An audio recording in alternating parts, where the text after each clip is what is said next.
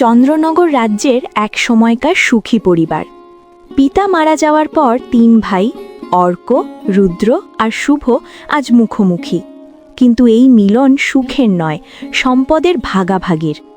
দেখো ভাইরা, বাবা তো নেই, আমি বড়, তাই ভাগের দায়িত্ব আমিই নিচ্ছি। রুদ্র, তুমি মেজো, তোমার কি মত? দাদা, আপনি যা বলবেন তাই চূড়ান্ত। আমি আপনার ওপর কোনো কথা বলবো না। আপনারা আমার বড়, বাবার পরে আপনাদেরই আমি অভিভাবক মানি। আপনারা যা ভালো মনে করেন আমি তাতেই রাজি। বেশ, তাহলে শোনো, আমাদের চাষের জমি দুটো আমি আর রুদ্র নেব, আর ওই যে দূরের অনাবাদী পাথুরে জমিটা, ওটা শুভর ভাগে থাকবে। এই গাছটির দুটো প্রধান ডাল, এক ডাল আমার, আরেক ডাল রুদ্রের, আর মাটির নিচের যে শিকড় আর গোড়া, ওটার মালিক হবে শুভ। কিন্তু ভাইয়া, ডাল ছাড়া শুধু গোড়া দিয়ে আমি কি করব? কেন, তুই তো ছোট, গোড়ায় বসে শান্তিতে বিশ্রাম নিবি। অবিচার এখানেই থামল না। থাকার ঘরের বেলায় অর্ক আর রুদ্র নিজেদের জন্য বড় বড় পাকা ঘর নিল, আর শুভর কপালে জুটল জরাজীর্ণ এক টিনের চালা। দাদা, বাবার জমানো সেই মোহরগুলোর কি হবে? এই তো, এখানে 2 রকম মুদ্রা আছে। এখনকার চলতি মুদ্রাগুলো আমি আর রুদ্র ভাগ করে নিচ্ছি, আর এই যে পুরনো জং ধরা ধাতব চাকতিগুলো, এগুলো শুভর। ও এগুলো নিয়ে যা খুশি করুক। আপনারা সব নিয়ে নিলেন, আমার ভাগ্যে কি তবে এই অকেজো লোহাগুলোই ছিল? আর শোনো শুভ, ভাগ শেষ। এখন থেকে এই বাড়িতে আমাদের জায়গা হবে না। তোর ভাগ তো ওই চালাঘর। তুই তোর নতুন বউকে নিয়ে এক্ষুনি এখান থেকে বিদায় হওয়া। ভাইয়া, আমি আজকেই বিয়ে করে ঘরে ফিরলাম, এখন এই রাতে কোথায় যাব? সেটা তোর ভাবা উচিত ছিল, এখন পস্তাতে থাক।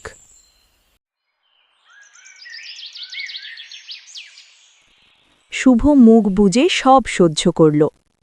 শুভ তার স্ত্রী মিতুকে নিয়ে গ্রামের এক প্রান্তে পুকুর পাড়ে এক ভাঙা কুটিরে আশ্রয় নিল।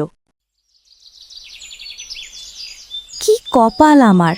ভেবেছিলাম বাপের বাড়ি থেকে একদিন রাজপ্রাসাদের মতো ঘরে যাব, সুখে শান্তিতে সংসার করব, আর এখন দেখো, দুবেলা ঠিকমতো খাবার জোটানোই দায় হয়ে দাঁড়িয়েছে।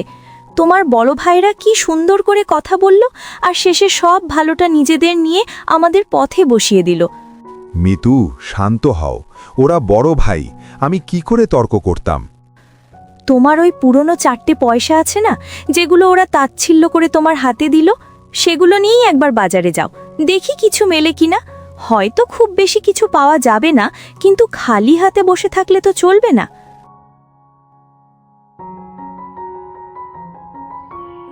শুভ, এই মুদ্রাগুলো তো অকেজো, কেউ নেবে না। কিন্তু তোমার উপর যে অবিচার হয়েছে তা আমি শুনেছি, আমার হৃদয় গলে গেছে। কাল থেকে তুমি আর তোমার স্ত্রী আমার জমিতে মজুর হিসাবে কাজ করো, যা দেব তাতে তোমাদের চলে যাবে। অনেক দিন কেটে গেল। শুভ আর মিতু হাড় ভাঙা খাটুনি করে সংসার চালাতে লাগল। কিন্তু মিতু ছিল বুদ্ধিমতী। সে ঠিক করল বড় ভাইদের উচিত শিক্ষা দেবে। শুভ, শোনো, জমি তো ভাগ হয়েছে, তাই না? যার যার অংশ ঠিক হয়েছে, কিন্তু আইলটা, জমির সীমানা, ওটা তো আমাদের অংশের মধ্যেই পড়ে। তাহলে সেটা নিয়ে ওদের এত কথা কেন? আজ রাতেই আইলটা ভেঙে দাও, চুপচাপ করে দিও। কিন্তু এতে তো ওদের ফসল নষ্ট হবে।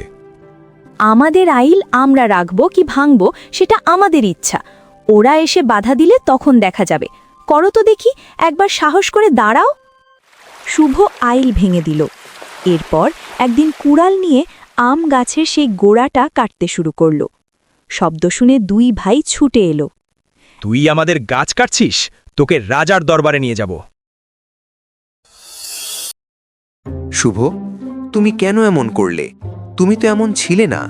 চুপচাপ, সৎ আর সহ্যশীল সেই তুমিই আজ এমন পথ বেছে নিলে। তুমি কি এতদিনের অপমান আর অবিচারেই এমন সিদ্ধান্ত নিতে বাধ্য হলে? আমাকে একবারও বললে না?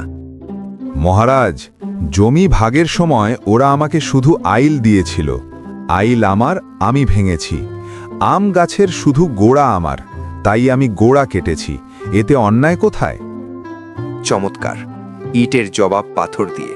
ঠিক তাই হয়েছে। অর্ক, রুদ্র, তোমরা নিজেদের ভাইকে ঠকিয়েছ, তার সরলতার সুযোগ নিয়েছ। অন্যায় করে ভেবেছিলে পার পেয়ে যাবে? না, অন্যায়ের ফল একদিন ফিরেই আসে। এখন এখান থেকে চলে যাও। এই দরবারে মিথ্যার লোভের জায়গা নেই।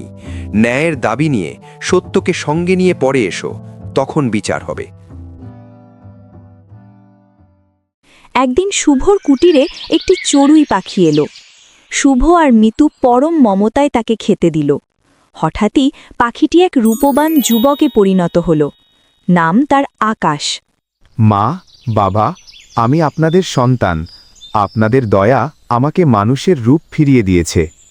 ঋষি চরণ দাসের আশীর্বাদে আকাশ এলো শুভর জীবনে। আকাশ ছিল সাহসী। সে একে একে বড় চাচাদের অন্যায় শাসনের অবসান ঘটাল।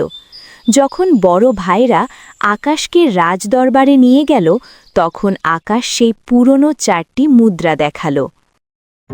এ কি? এ যে সাধারণ পুরনো মুদ্রা নয়, এ তো এই রাজ্যের পূর্বপুরুষদের অতি দুর্লভ মুদ্রা। বহু বছর ধরে হারিয়ে যাওয়া রাজকোষের সম্পদ। এর এক একটার দাম কোটি স্বর্ণমুদ্রার সমান। শুভ, তুমি কি জানো এর মানে কি? তুমি তো এখন এই রাজ্যের অন্যতম শ্রেষ্ঠ ধনী। ভাগ্য যাকে একদিন শূন্য করেছিল, তাকেই আজ পূর্ণতার শিখরে তুলে দিল। রাজা আদেশ দিলেন শুভকে 5 একর জমি দেওয়া হোক এবং 3 ভাইয়ের সম্পদ সমানভাবে ভাগ করা হোক। অর্ক আর রুদ্র নিজেদের ভুল বুঝতে পেরে মাথা নিচু করল।